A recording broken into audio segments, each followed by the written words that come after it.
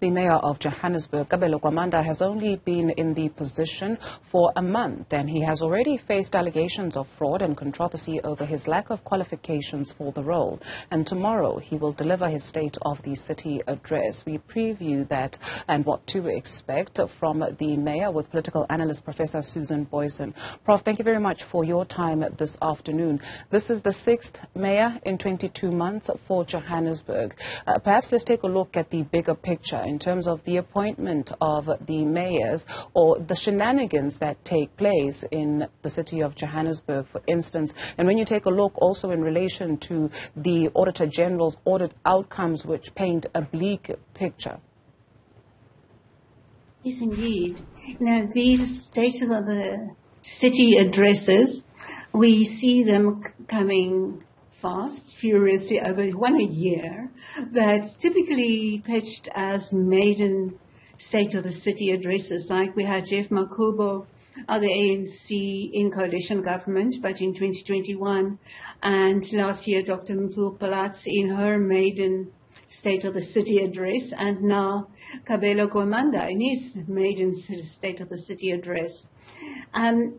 One consistent factor has been the fact of unstable coalition government and political parties' attention not well focused on the problems of the city, and that's certainly the impression that's created through failures of service delivery. We know that Kabelo Gwamanda, yes, notwithstanding allegations against him, has said that service delivery in the city, quality services, will be a priority for him.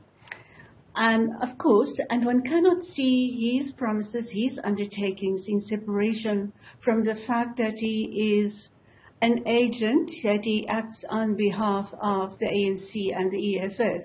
Without whose support, he would not be the mayor. We know at the time of his election inauguration, it was stated by the ANC that they would provide advisors in his office to ensure that he would not get into the type of trouble that his predecessor, Tabelo Ahmad, also of Al-Jamaa, did. But the bottom line is, it is unstable coalition government, poor attention to issues. Even between Makubo and Palatsi, we saw a huge convergence of issues on which both of them were going to focus in their terms, and still the city of Johannesburg is not showing improvement. So the new mayor, Gwamanda, will be going into tomorrow's event really with a lot of public skepticism, with doubts about abilities of political parties to work together in what the ANC and its associates are calling a government of local unity in the city. But there's a huge amount of doubt, skepticism as to whether whatever kind of promises, whatever wonderful content we see in this speech, as in its predecessors, will hold much water and will bring much change in delivery in the months to come. Prof, you touched on perceptions and that there's a lot of skepticism where he is concerned. A lot of office bearers look forward to their first 100 days and will then deliver a speech of sorts or a statement of sorts in terms of what they have been able to achieve in those 100 days. And so in the first 30 or so days that he has been mayor, how should we perceive his performance so far?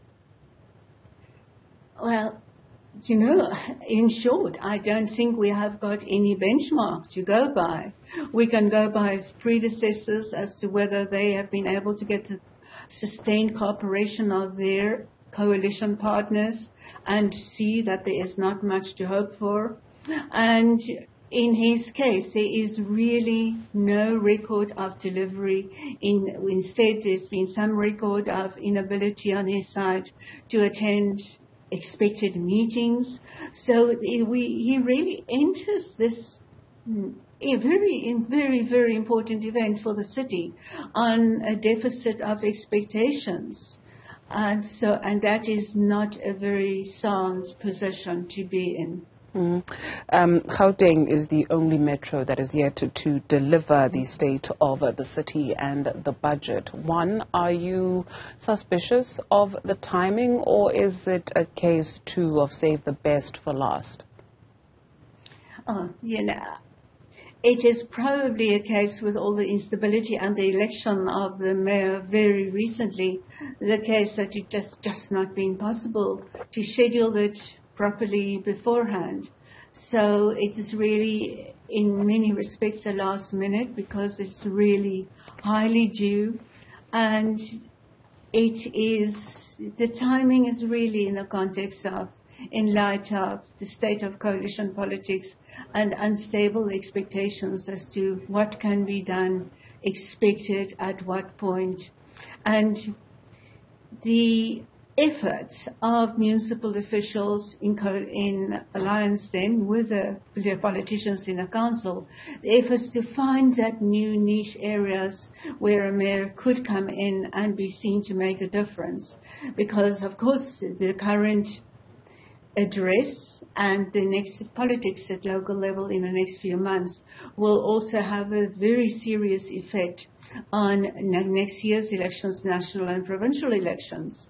And politicians are really looking at the opportunities of low-hanging fruit where they can show that they can make a difference in government, because there is a cross-pollination between local and national government.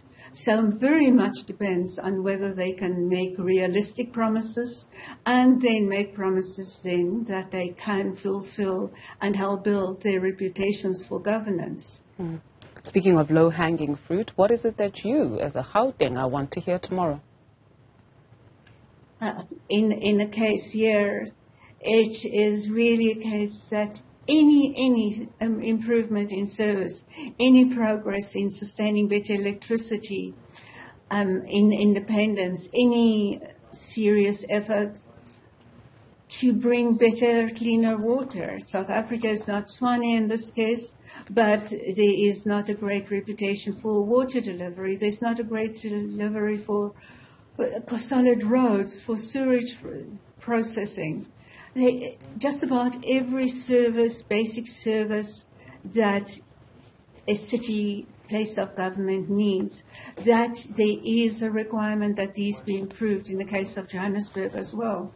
And then we know of the bigger issues, the more abstract ones, like building a smart city, building a business-friendly environment. These type of promises we've had from several parties in several of these addresses before. Because it's more abstract, it's in a way more easy to show delivery, conferences, events that can build up to showing delivery on those fronts. But yes, it is a difficult task that these political parties have to pitch the right type of objectives against which they can show delivery within the next few months. Thank you so much to Professor Susan Booysen, a political analyst, for your time this afternoon.